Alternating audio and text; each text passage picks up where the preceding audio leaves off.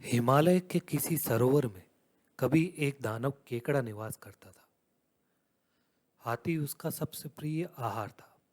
जब भी हाथी के झुंड उस सरोवर में पानी पीने अथवा जल क्रीड़ा के लिए आते, तो उनमें से एक को वह अपना आहार अवश्य बनाता। चूंकि हाथी समूह के लिए उस वन में जल का कोई अन्य स्रोत नहीं था, अतः गजराज ने अपनी गर्भिणी हथिनी को दूर किसी प्रदेश में भेज दिया कि कहीं गलती से हथिनी उस दानव केकड़े का ग्रास न बन जाए। कुछ ही महीनों बाद हथिनी ने एक सुंदर और बलिष्ठ हाथी को जन्म दिया। जब वह बड़ा हुआ तो उसने अपने पिता का ठिकाना पूछा और यह भी जानना चाहा कि आखिर उसे इतने दिनों तक पिता का वियोग क्यों मिला था। जब उसने सारी बातें जान ली तो वह माता की आज्ञा लेकर अपने पिता से मिलने हिमालय के उसी वन में आ पहुंचा। फिर उसने पिता को प्रणाम कर अपना परिचय देते हुए उस दानव केकड़े को मारने की इच्छा व्यक्त की और इस महान कार्य के लिए पिता की आज्ञा और आशीर्वचन मांगे।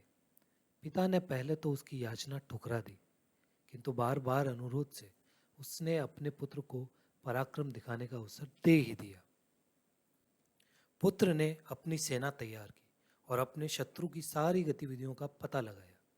तब उसे यह विदित हुआ कि वह केकड़ा हाथियों को तभी पकड़ता था जब वे सरोवर से लौटने लगते थे, और लौटने वालों में भी वह उसी हाथी को पकड़ता जो सबसे अंत में बाहर आते थे।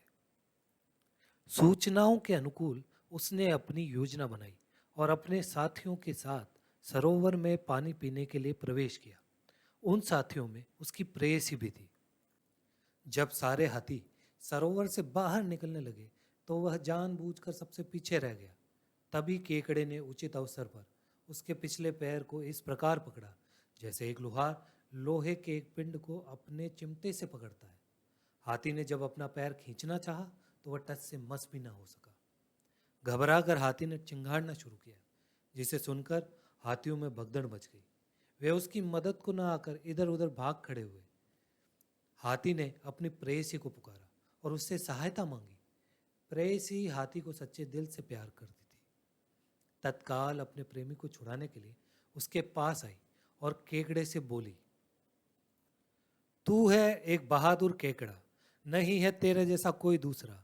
हो वह गंगा या नर्मदा, नहीं है शक्तिशाली तेरे जैसा कोई बंदा। मादा हाथी की प्यार भरी बातों से प्रसन्न हो केकड़े ने अपनी पकड़ ढीली कर दी। तभी हाथी ने प्रसन्नता भरी चिंगाड़ लगाई, जिसे सुनकर सारे हाथी इकट्ठे होकर उस केकड़े को ढकलते हुए तट पर ले आए और पैरों से कुचल कुचल कर उसकी चटनी बना दी।